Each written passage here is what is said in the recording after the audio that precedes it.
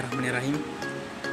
Perkenalkan, nama saya Rentoni Marbun, Stambuk G701-18066. Perkenalkan, nama saya Rizkita Putri Amalia, Stambuk G701-18172.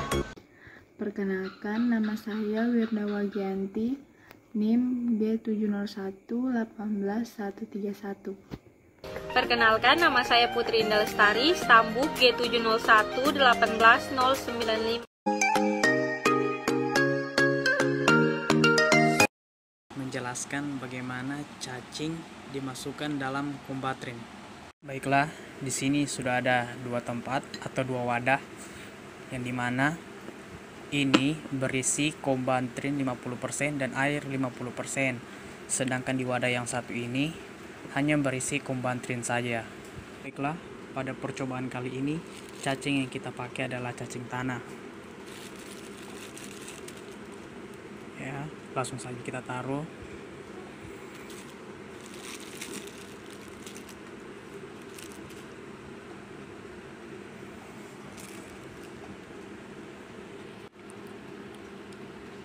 Di sini cacing mengalami kejang-kejang karena seperti yang kita ketahui, pirantel pamuat adalah paralisis plastik yang dimana membuat cacing kejang-kejang.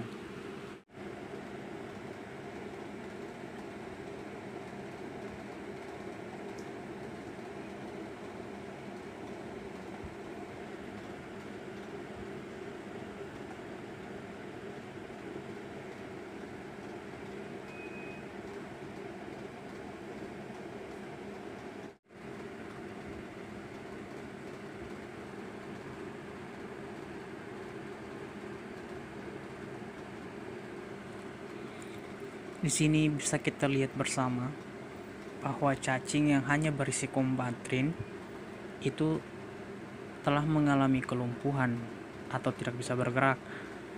Sedangkan kombatrin yang berisi 50% dan air 50% itu masih bergerak-bergerak.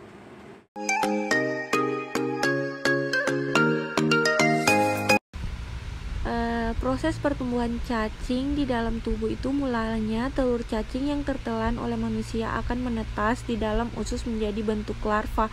Larva cacing kemudian menembus dinding usus dan terbawa oleh aliran darah menuju paru-paru. Larva pun hidup di dalam organ sampai menjadi cacing dewasa. Cacing ini biasa terdapat di dalam makanan atau minuman yang kita konsumsi. Saya akan menjelaskan tentang NaCl fisiologi dan piperazin sitrat.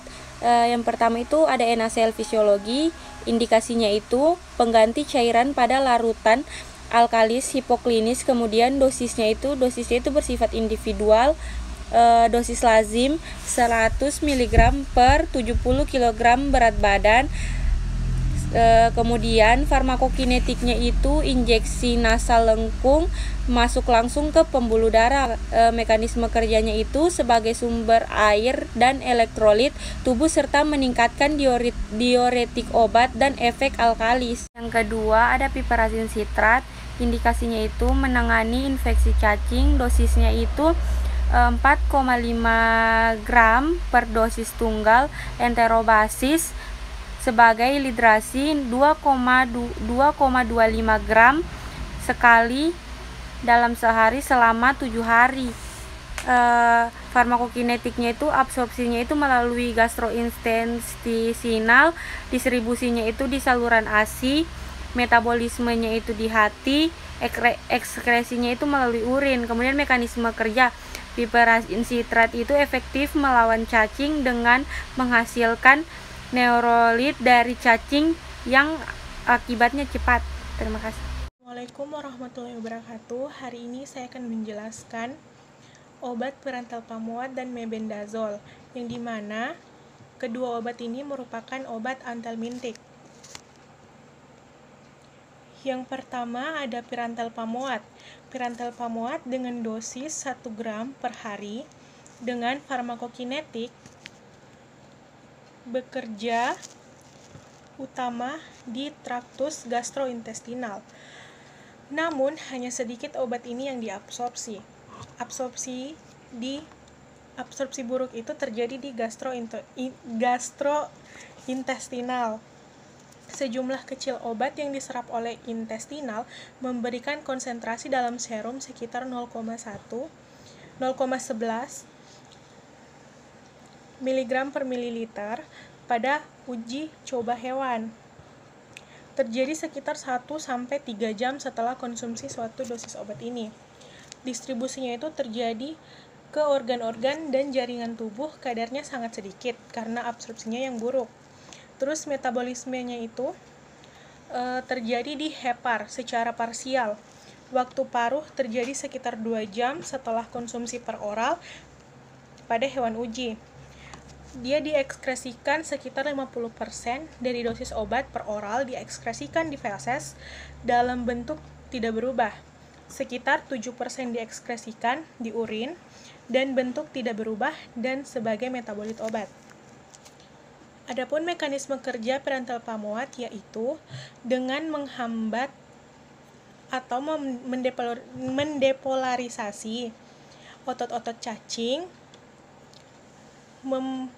memparalisis cacing, menghambat frekuensi impuls sehingga cacing mati dan dalam keadaan statis, dan juga menghambat enzim kolinesterase.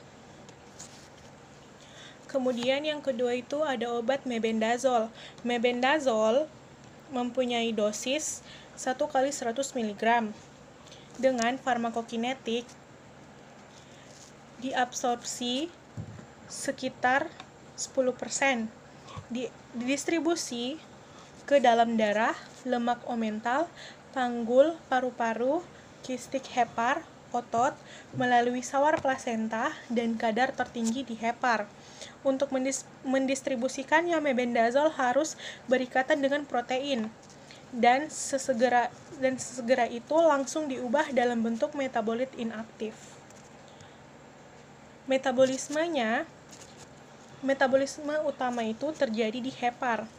Bentuk awal akan diubah menjadi 2-amino 5-benzoylbenzimidazol dan beberapa bentuk inaktif seperti metabolit hidroksi dan hidroksi amino. Diekskresikan. Waktu paruh yang dibutuhkan untuk mebendazol pada dewasa tanpa gangguan liver adalah 2,5 hingga 5,5 jam. Pada pasien dewasa dengan adanya gangguan liver, mebendazol akan bertahan dalam tubuh hingga 35 jam.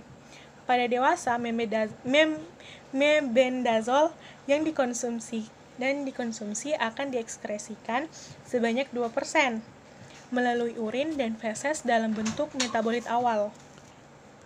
Adapun mekanisme kerja mebendazol adalah dengan menghambat pembentukan mikrotubulus cacing dengan selektif dan irreversibel, menghalangi penyerapan glukosa dan nutrisi lainnya dalam cacing yang rentan, yang mengakibatkan penipisan endogen dari penyimpanan glikogen di cacing.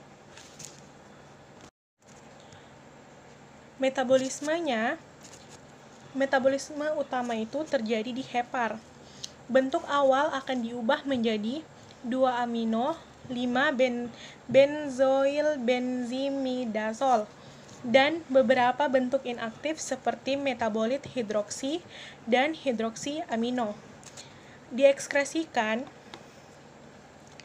Waktu paruh yang dibutuhkan untuk mebendazol pada dewasa tanpa gangguan liver adalah 2,5 hingga 5,5 jam. Pada pasien dewasa dengan adanya gangguan liver, mebendazol akan bertahan dalam tubuh hingga 35 jam. Pada dewasa, mebendazol yang dikonsumsi akan diekskresikan sebanyak 2% melalui urin dan feses dalam bentuk metabolit awal. Adapun mekanisme kerja mebendazol adalah dengan menghambat pembentukan mikrotubulus cacing dengan selektif dan irreversibel, menghalangi penyerapan glukosa dan nutrisi lainnya dalam cacing yang rentan, yang mengakibatkan penipisan endogen dari penyimpanan glikogen di cacing.